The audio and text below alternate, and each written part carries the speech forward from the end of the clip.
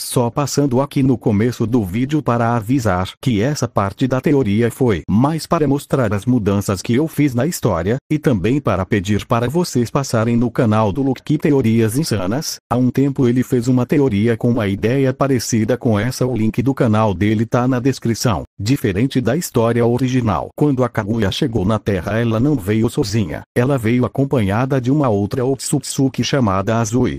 Assim como na história original, quando as duas chegam na Terra, são recebidas por humanos. Azui estava curiosa sobre aquele planeta e curiosa sobre os humanos.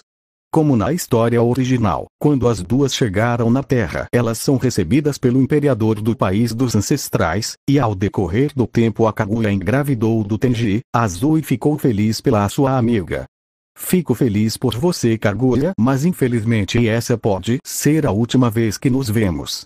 Espera, Azui, o que você está querendo dizer com isso? Eu pretendo vagar pelo mundo e conhecer mais sobre a humanidade. Eu espero que algum dia eu possa encontrar o que você encontrou por aqui. Azui, você tem certeza que quer fazer isso?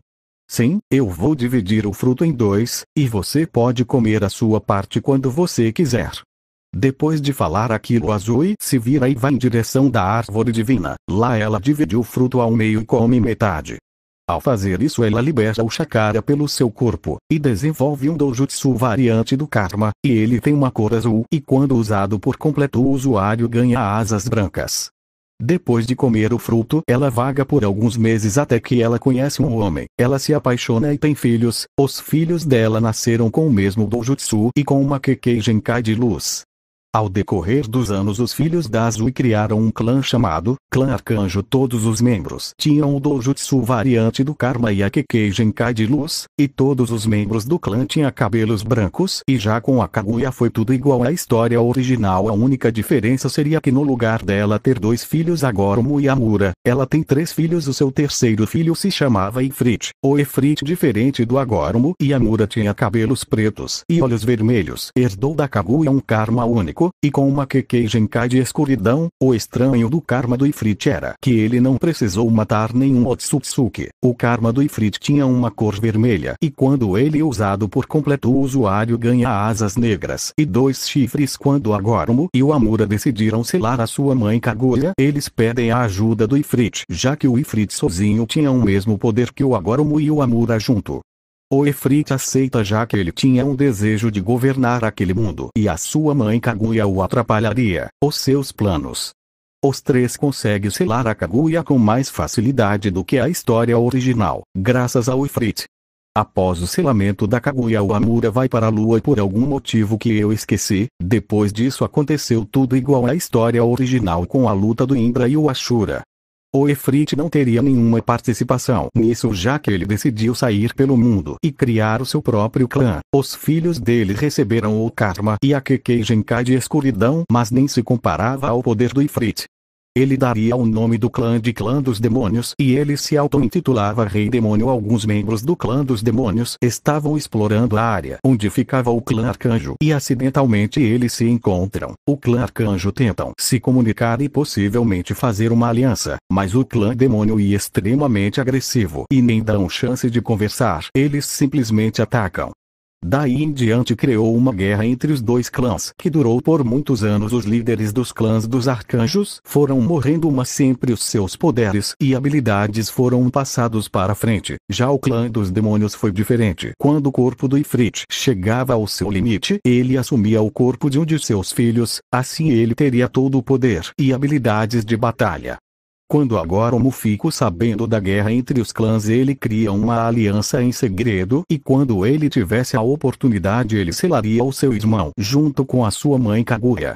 Ao decorrer dos anos, o Shiamadara, após a criação de Konoha, se renega da vila e pesquisa sobre o clã Otsutsuki e ver algumas escrituras sobre o clã dos demônios, e pretendia pedir poder para o Rei Demônio. Assim ele teria poder o suficiente para derrotar o Hashirama. Em alguns meses Madara encontra onde ficava o clã dos demônios e pede poder para o Ifrit. Ifrit sabia o tamanho poder dos Ushias e resolve ajudar o Madara, mas obviamente ele tinha segundas intenções. Efrit dá uma marca negra para o Madara, que quanto mais ele usava aquele poder a sua vida seria drenada, e quando chegasse ao fim todos os poderes dele iria para o Rei Demônio.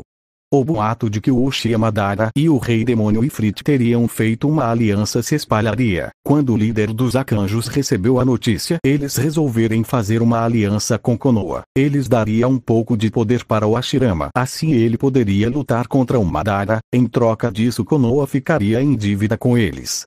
A luta seria a mesma que a história original com a vitória do Hashirama. Depois da luta o Madara fica ainda mais esgotado que a história original, e ele fez o mesmo plano que a história original, manipulando a cabeça do Obito, só que isso aconteceu antes do que a história original. Assim o Obito seria ainda mais forte do que a história original. Alguns anos se passam desde que Ifrit fez o acordo com o Madara. Uma das filhas do Rei Demônio acaba se apaixonando por um dos membros de elite do clã dos arcanjos, e acaba engravidando. Na morte do Madara o Rei Demônio recebe finalmente o poder que ultrapassava o do líder do clã dos arcanjos. Finalmente ele resolve atacar. O clã dos demônios inteiro resolve atacar, exceto a filha do Rei Demônio que tinha acabado de entrar em trabalho de parto. O Rei Demônio ataca diretamente a base do clã dos arcanjos, até que ele é atingido por um raio branco. Mas obviamente não tem efeito. Quem está aí? Ele fala estalando o pescoço. E um prazer o conhecer Rei Demônio, sou Azazel, um membro de elite do clã arcanjo, e serei aquele que o irá derrotar. Ah, Azazel, né? Então e você? Ele não consegue terminar de falar, já que é atingido por chamas brancas. Me deixa terminar de falar. Então e você, o tal arcanjo que engravidou a minha filha? Então você já sabe. Bom, vou avisando que não vou me segurar mesmo sendo pai da mulher que eu amo. Após falar isso Azazel estende a mão na direção do Rei Demônio. Punição divina. Após falar isso pequenas esferas aparecem na mão dele e Azazel lança na direção do Ifrit. As esferas eram 5 vezes mais rápido que a velocidade da luz, mas o Rei Demônio não era acertado. Impossível, ele nem está se mexendo. O Rei Demônio dá uma risada inacreditável. Você nem consegue ver a minha velocidade. Ele puxa uma espada e a reveste de chamas. O Rei Demônio fala chamas negras. E as chamas da espada ficam negras. Após ver aquilo Azazel fica assustado. Mas não se deixa abalar e reveste seus punhos de chamas brancas. Venha com tudo. Azazel fala, mas de repente o seu corpo fica cheio de cortes. Desgraçado. Azazel fala cuspindo sangue em alta velocidade. O Rei Demônio aparece no lado do Azazel. Você é fraco. Logo em seguida ele arranca o olho do arcanjo. Após isso acontecer, o Azazel dá um pulo para trás agonizando de dor. Merda, eu não tenho chances. Ele fala olhando para os lados. De repente ele vê um grupo de arcanjo vindo voando na direção dele.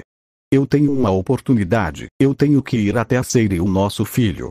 Após pensar isso ele ativa as marcas por completo e usa as suas asas para fugir e deixar os outros arcanjos lutar contra o Rei Demônio.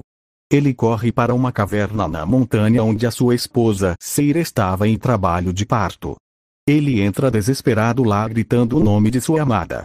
Ele a encontra, ela estava junto com 2 crianças gêmeas. O menino tinha cabelos brancos e com 2 marcas do karma no rosto, só que a marca azul era maior que a vermelha, e a garota tinha cabelos pretos e brancos, e a marca do karma dela era o contrário da do garoto. Você conseguiu despisar o meu pai? Seiri fala com uma voz extremamente cansada, já que ela tinha acabado de sair de trabalho de parto, ela mal conseguia ficar em pé. Sim, mas foi por muito pouco. Ele fala abraçando a sua amada. E olhando com um sorriso para os seus filhos. Uma voz fala atrás dos dois: oh, será mesmo que você conseguiu?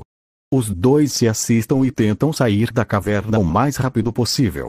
Mas o Rei Demônio usa chamas negras para explodir a caverna. Azazel usa o seu corpo para proteger a Seiri junto com os seus filhos, só que eles perceberam que só estava o garoto. Onde está a outra? Seiri pergunta assustada. O Rei Demônio sai do meio das chamas segurando a filha dos dois. Olha, essa garota herdou mais a parte demônio do que a parte arcanjo, ela pode ser útil. Ele estala os dedos e um demônio aparece. Leve essa garota, ela pode ser útil no futuro. Ele fala jogando a garota para o outro demônio e depois ele sai voando com a garota. Devolva ela. Azazel fala baixo, já que estava à beira da morte e seu corpo estava praticamente carbonizado. Seir foge com o nosso filho. Uma vila chamada Konoha está devendo um favor para o meu clã. Vá lá e os cobre. Ele fala olhando para Seir. Sério isso? Olhe para... Olhando para Seir. Sério isso?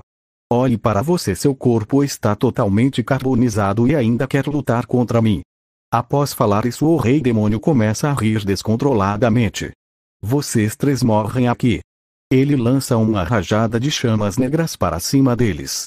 Mas o Azazel usa chamas brancas para segurar o ataque do rei demônio. Ele aumentava a intensidade das chamas enquanto gritava para Seir correr. A mesma faz o que o Azazel mandou. Após as chamas se dissiparem, o Azazel mal conseguia ficar de pé e ele cai morto no chão. Um homem de cabelos brancos aparece voando. Finalmente o encontrei. Ifrit. Ifrit não responde. Ele apenas parte cima querendo lutar. Os dois estavam trocando golpes em alta velocidade que era impossível para uma pessoa comum acompanhar. O rei demônio puxa uma espada e a reveste de pura escuridão. Ao ver aquilo, o líder do clã dos arcanjos reveste os seus punhos com energia de luz. Após um tempo de luta, o rei demônio toma vantagem na luta e finca a espada na barriga do arcanjo. O arcanjo segura a espada e a destrói às suas próprias mãos. Não adianta, essa batalha já está ganha, você vai morrer. Bom, você tem razão, eu vou morrer, mas me deixe contar uma coisa. Há muito tempo o sábio dos 6 caminhos, agora Mu, fez uma aliança com nosso clã e nos emprestou poder para o poder selar. O arcanjo começou a rir. A marca do karma começa a brilhar e aparecer o Rinnegan nos olhos do arcanjo, e o poder do arcanjo ficou um pouco maior que o do rei demônio e o sela na lua junto com a Kaguya. Antes disso acontecer, a Seir foi até Konoha. Naquele momento ela estava sendo atacada pela raposa de 9 caudas. Ela vê um homem de capa branca que provavelmente era o Hokage da vila. Ele estava prestes a selar a raposa em um bebê, mas a raposa iria acertar sua garra nos dois.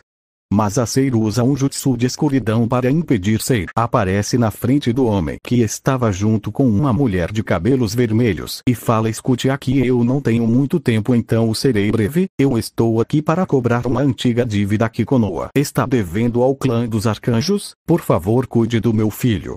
Seir fala entregando o bebê de cabelo branco e marcas no rosto.